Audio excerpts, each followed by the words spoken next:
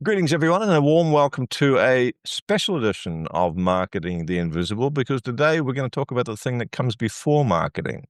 The thing which, if you don't have, you may as well not even bother starting. I know it sounds a bit bleak, but this thing is so fundamental and so critical and so not spoken about enough in the world of marketing. And yet I see so many people hobbled by it. And it's all around how we think and how we can consciously direct our thoughts if we're aware of A, the need to do that, and B, how to do that. So that introduces my guest today, Nina Cooke. Nina, g'day from down under. Very warm welcome. Where are you hanging out? I'm in England, so, good day to you. G'day.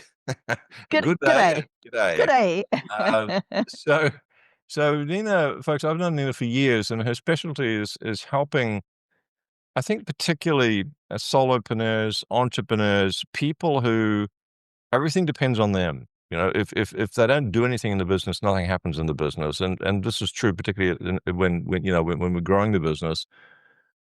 And so she works with folks like you and me to develop a mindset that keeps moving your personal life and your business life, not just your sense of happiness and fulfillment, but your profitability forward. And she's had clients that have boosted 400% revenue, 500%, 600%, 700%, 800% revenue. If you don't have this, it really is the key to unlocking the door to a business and a life that you aspire to, but that kind of always seems like it's a bit elusive, a bit out of reach. Nina's also the co-author of Renegade Mindset, a financial advisor's guide to the peak performance mindset. The title of our interview today is How to Create the Habits of a Seven-Figure Business Owner. Um, Nina, can't wait. Our time starts now. Question number one is, I think we've already answered it, but who's your ideal client? Ideal client are coaches, consultants, financial advisors, and attorneys. Perfect. And what's the problem you solve for them? The problem is that they want more, but they don't know how to get it. So they've tried great marketing strategies, sales strategies, but as you said earlier, it's not working for them because their mindset is working against them and it keeps sabotaging them. So they need to start thinking about their profitability and success in a completely different way. And the first thing that they need to do is start looking within and seeing the role that they're playing in stopping them from having what they want. I'm just thinking it's kind of like I've never seen a bird fly successfully with one wing. And I'm thinking, my side of this equation would be the strategy and the tactics of marketing and the execution, and all that sort of thing. It's kind of like one wing on a bird, and the other wing on the bird is the mindset. And and it doesn't matter if you've got one wing or the other. You need both of them to really take off. Gee, that's good, isn't it? Yeah, I might That's a great analogy. I like that. I'm going to use that. Yeah, you're very welcome to use it. Quote me the first time, and then the second time you can say, "As I've always said." Yeah. And look, for decades, folks, I really puzzled over this. Why, I've had some modest success, and I won't go into that, but I always used to wonder why others aren't doing this. And then people would ask me questions, and I think some of us just have this natural advantage around confidence or clarity or whatever when you're born, just like some people that seem to be faster runners or better looking than me. But not everyone has that, but it can be developed. I guess that's the point I'm coming to. And if you are one of these people who've tried a lot of things and you still feel like that bird with one wing, not really taking off yet, this might be the answer. That's this very long segue into the next question is how do people know if they have some upside and potential for developing mindset? What are the symptoms? Everyone, everyone has upside for developing mindset. The symptoms are whatever they're trying isn't working. They're just stagnant. They feel overwhelmed. They haven't got focus. They're easily distracted. They're not working on the important things in their business.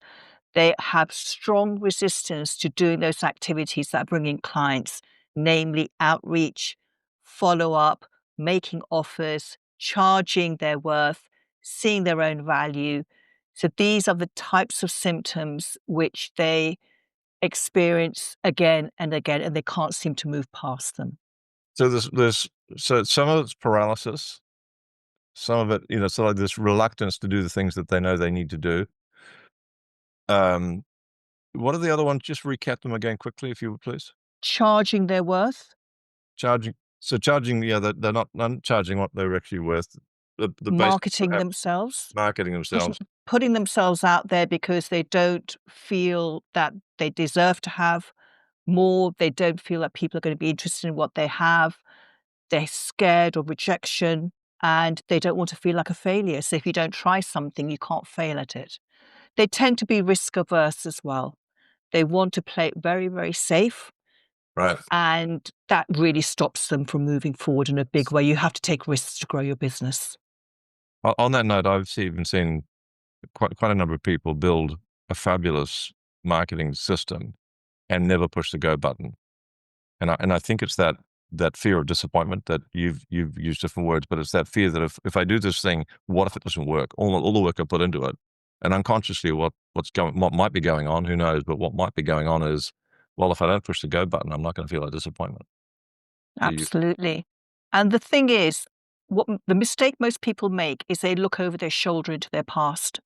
They think, well, I tried that before or something similar, it didn't work, so it won't work again. Or I know someone who tried it and it didn't work for them, so it won't work for me. That is the biggest mistake we make in life, looking at our past, and it stops us from trying again and moving forward. Let I'm going to go off script a little bit here. How do people become aware that that conversation is even happening in their brain? How do they become aware that these observations, these facts that facts inverted commas that they're filtering through, and are going to their brain to confirm that it's no good, it's no use, there's no point. How do they become even aware of that? Because would that not be the first step? I imagine is going, okay, this is what's happening right now. I'm thinking this. How do they become aware of it, and what do they do about it? Self-awareness is the first step. And it's interesting because if you say to someone, just start listening to your talk. Listen to your inner talk and discover what you're saying to yourself because we're doing it on autopilot so much of the time. Same repetitive Mm, garbage going mm. through our head again and again. And so if you just stop and listen and you could just write things down, think, well, how am I feeling about um, my business right now, and just write down everything that comes into your mind, you will be shocked at the way you talk to yourself. That's You would never talk to anyone in the way you talk to yourself. If your child came to you and said, this is the inner talk I have, you would be really, really upset for your child to think like that. So we do this to ourselves. So just get it down on paper. And then when you've got it down on paper, then you've got something to work with. So the awareness is the very first step. But the thing is, this is the thing I found again and again.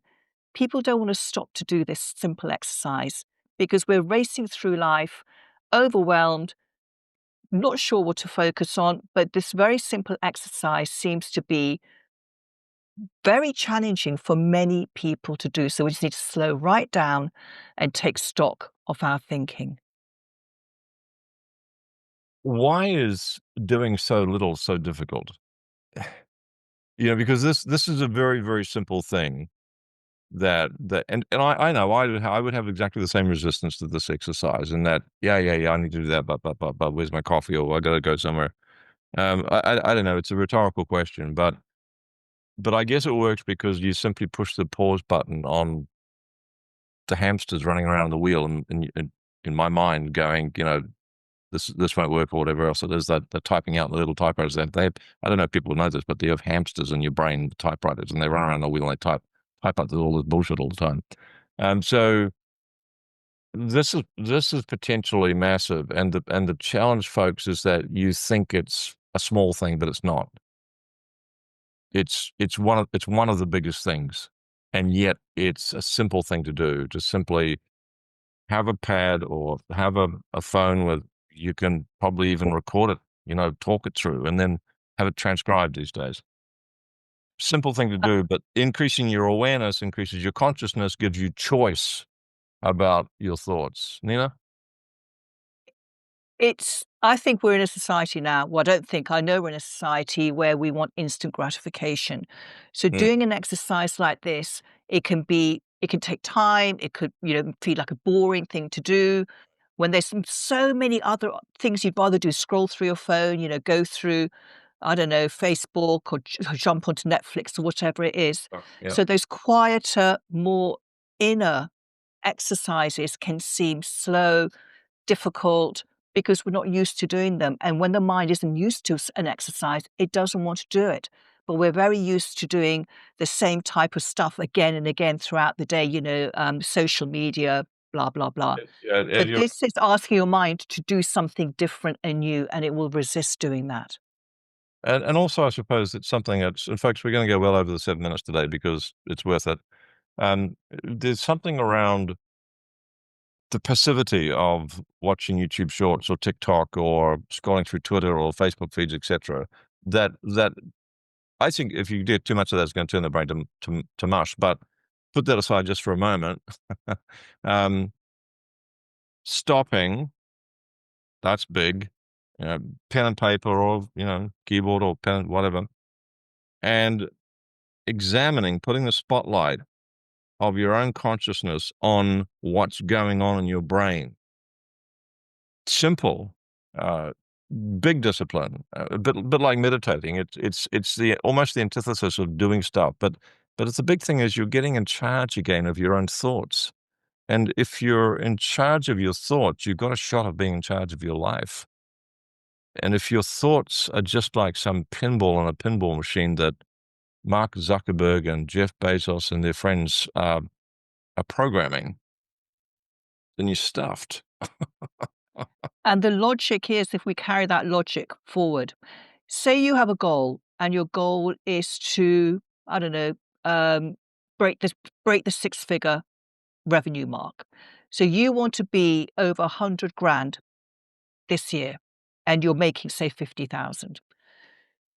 If you have that goal and your self-talk, your beliefs don't line up with that goal, you're not going to get that goal, because your beliefs and your self-talk is going to talk you out of having that goal, because it's going to say trash like, you're never going to get that. That's too difficult for you. You're not the sort of person who could be a six-figure business owner.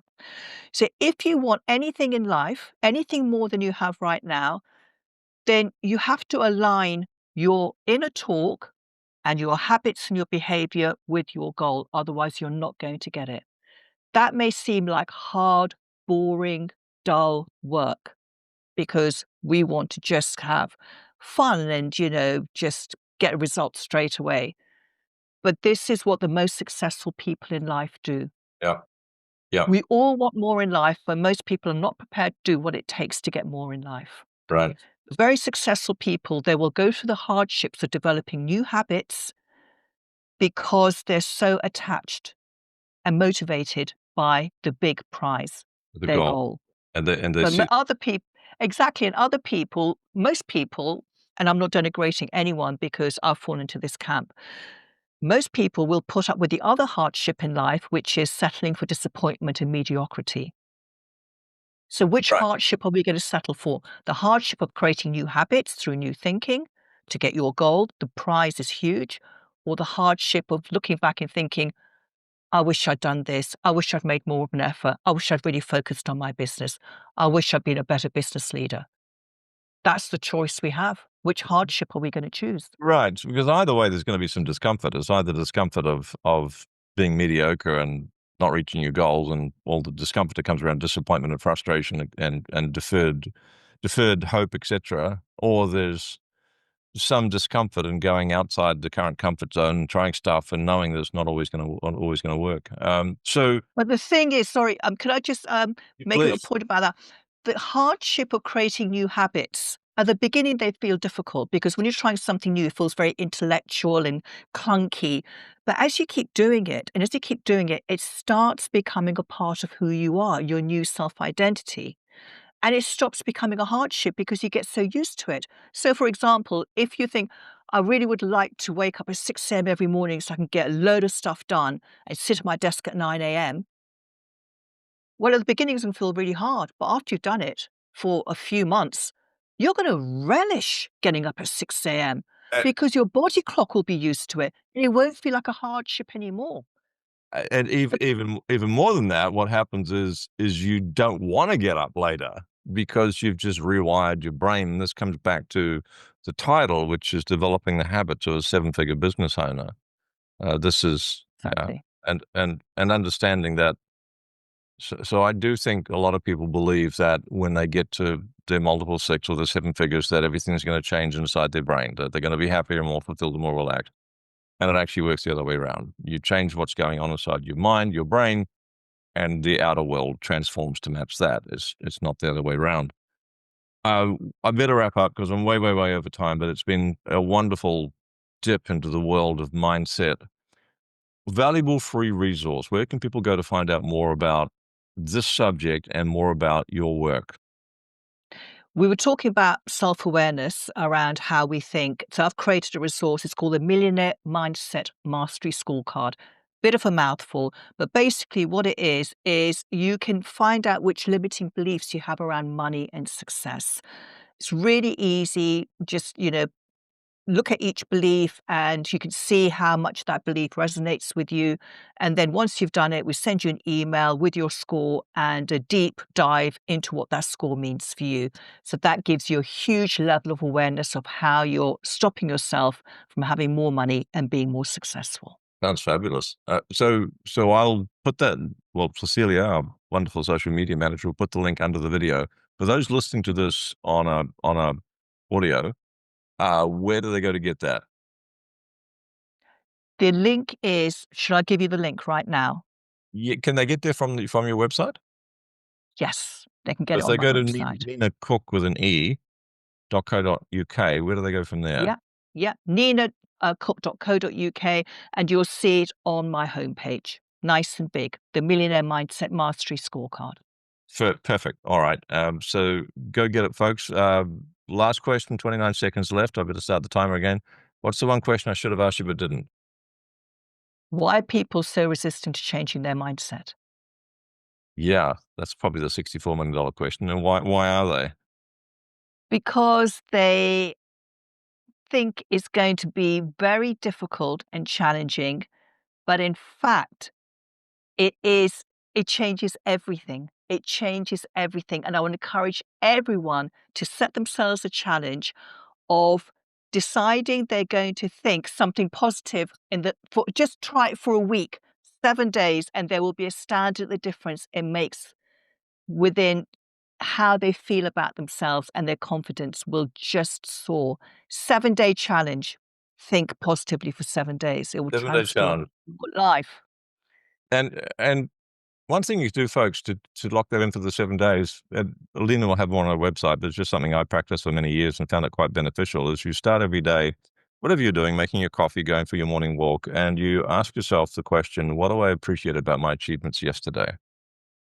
Because so often we wake up in the morning, we look forward to the things that we haven't done, and we beat ourselves up about the things we didn't do yesterday. So what do I appreciate about the things I did yesterday? And the second question is, what do I appreciate about my life today? So there's something to give you a track to run on for that 7 day challenge.